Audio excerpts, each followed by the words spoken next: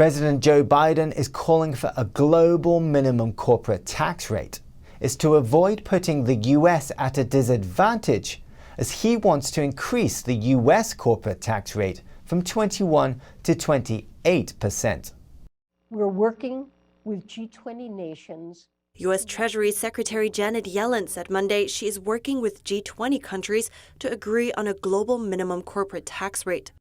Together, we can use a global minimum tax to make sure the global economy thrives based on a more level playing field. Yellen was speaking to the Chicago Council on Global Affairs.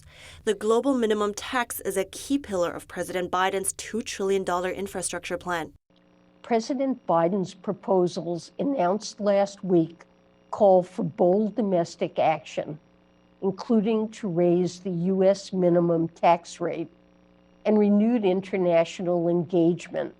The plan calls for raising the U.S. corporate tax rate to 28%, but a higher rate would put the U.S. at a disadvantage to other economies, so they want to get other countries on board to implement strong minimum corporate taxes as well. It would be done through a global deal on a minimum rate. Recognizing that it's important to work with other countries to end the pressures of tax competition and corporate tax base erosion. Yellen says she wants to end a 30-year race to the bottom on corporate tax rates. However, the nonprofit tax foundation says reduction in corporate tax rates have plateaued for more than a decade. When the U.S. cut the federal corporate tax rate in 2017, it was only moving to the average. The foundation estimates combining federal and state, the U.S. tax rate on corporate income is 25.77%. In comparison, the average corporate rate among OECD countries, excluding the U.S., is 23.4%. Under the Biden plan, companies' income from countries that don't have a minimum tax won't enjoy exemptions.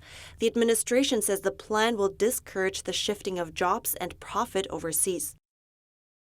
American Major League Baseball is facing backlash for boycotting the U.S. state of Georgia over an election reform law. The organization extended a contract with a company that has close ties to the Chinese Communist Party just one day before the Georgia boycott. Major League Baseball, or MLB, is facing backlash over its boycott of Georgia. This is because it's willing to do big business with Chinese state-owned companies and companies with close ties to the Chinese Communist Party, known for its human rights abuses, but it's boycotting the Peach State over election reforms.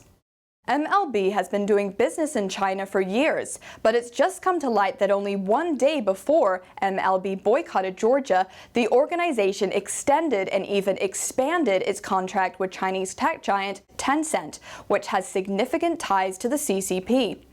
MLB claims Georgia's new voting laws amount to voter suppression. MLB Commissioner Robert Manfred said in a statement that the Georgia boycott would demonstrate MLB's values as a sport. But now, many people are wondering what exactly those values are, given the CCP's ongoing human rights abuses and genocide of Uyghur Muslims. Former Secretary of State Mike Pompeo shared an article on Twitter about MLB's partnership with Beijing Enterprises Real Estate Group, a top Chinese state-owned enterprise, and wrote, "Georgia's laws don't comport with MLB's values, but China's do." Kentucky Senator Rand Paul said, "Your sports league might be a little too woke if it will freely do business with communists in China and Cuba, but boycott a U.S. state that wants people to show ID to vote." Arkansas Senator Tom Cotton responded to the Georgia boycott saying, "Hey MLB, how many days of early voting are allowed in China?" And General Spaulding, author of Stealth War, How China Took Over While America's Elite Slept, wrote, "The all-American game is now all-communist. Also, it wants no voter ID.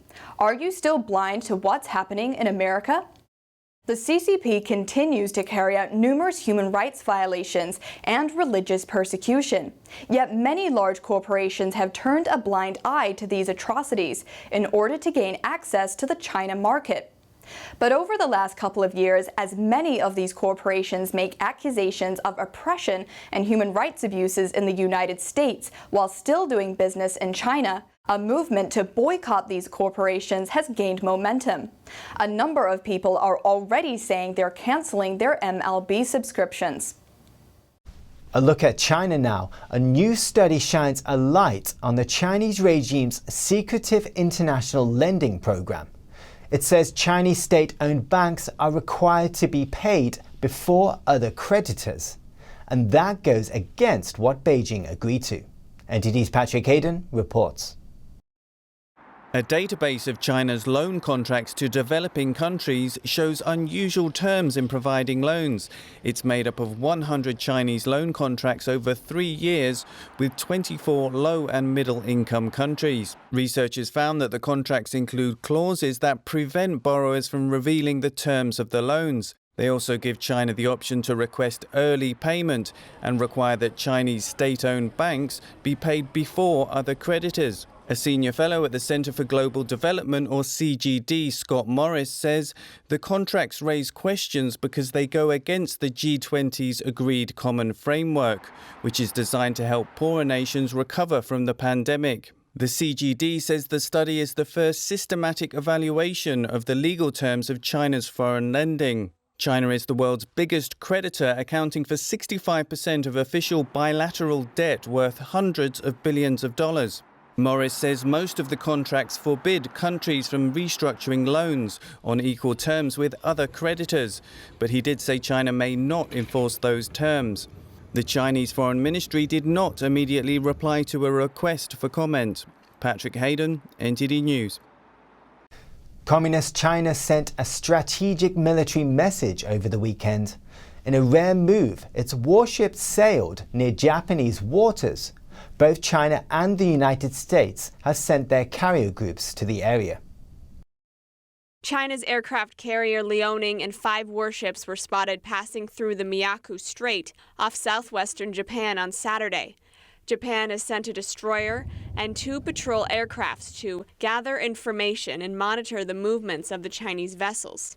This is the first time the Liaoning is known to have passed through this waterway since last April. The movements come after the U.S. and its allies conducted military exercises in the region. These naval moves and maneuvers are China sending a message to Japan and to the United States that it will not tolerate the Biden people following the Trump approach. They want a return to the pre-Trump era of Obama and Clinton. Recently, China has been using large fleets of what it calls civilian boats to moor around Whitsun Reef in the disputed South China Sea. Manila has warned Beijing to withdraw what it considers maritime militia from its exclusive economic zone in the Spratly Islands. If they don't, China could face a barrage of diplomatic protests. Reportedly, a U.S. aircraft carrier strike group led by the USS Theodore Roosevelt entered the South China Sea. The U.S. and other countries are telling China that the days of accepting its aggressive moves are now over, and that the West will resist. During a long phone call on Monday, Japanese Foreign Minister Toshimitsu Motegi urged his Chinese counterparts to halt its intrusions into Japanese waters around the Senkaku Islands in the East China Sea. President Biden is going to meet with Japanese Prime Minister Yoshihide Suga at the White House on April 16th. China will be at the top of their agenda. North Korea said it would be withdrawing from this year's Summer Olympics in Tokyo due to health concerns during the pandemic. It comes at the dismay of South Korea, who had hoped to use the Games as a catalyst for resuming peace talks. North Korea will not be a part of this year's Summer Olympics in Tokyo.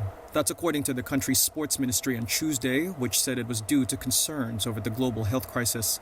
Japan's Chief Cabinet Secretary Katsunobu Kato said on Tuesday the country will continue to work on infection control ahead of the Games so that many countries and regions can participate. The last time Pyongyang missed the Summer Games was back in 1988, when it boycotted South Korea amid the Cold War. And while technically still at war, since it ended in a truce, South Korea's President Moon Jae-in had hoped to see the Games used as a catalyst to revive stalled peace talks. He hoped that the two Koreas could field a combined team in Tokyo and rebuild momentum for improved relations.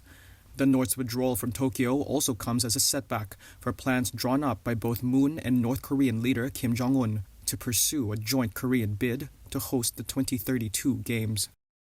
And speaking of the Olympics, today is a special day. It's the 125th anniversary since the ancient games were re-established as the modern Olympics we know today. Tuesday, April 6, 2021, marks the 125th anniversary of the first modern Olympic Games, which took place in Athens in 1896. The 10-day event was officially known as the Games of the First Olympiad. It was the largest international sporting event, with 241 athletes from 14 countries competing in 43 events. About two-thirds of the participants were from Greece. American James Connolly became the first Olympic champion of the modern games, winning the triple jump. The game's success was cemented when Greek Spiridon Louis won the marathon. The event was introduced to commemorate the legend of Phidippides bringing the news of the victory over the Persians at the Battle of Marathon in 490 BC. The ancient Olympic Games were held between 776 BC and 393 AD in Olympia. After more than 15 centuries, Baron Pierre de Coubertin of France, known as the founder of the modern Olympics, proposed reviving the Olympic Games. In 1894, an agreement was reached at the International Paris Congress to re-establish the Olympics. The Tokyo 2020 Olympics were delayed for a year because of the pandemic. They're now set to run from July 23rd to August 8th, and the Paralympics are set to run from August 24th to September 5th. And the cold snap that brought snow to parts of the UK on Monday flows over into Europe. Spring flowers were covered in snow Tuesday morning in Brussels after a rare April snow dusted the city overnight. Snow flurries are forecast to continue through Wednesday. Plunging temperatures were expected in many parts of Europe through to Wednesday. That's the news for today, and thanks for tuning in. I'm Stuart Lees.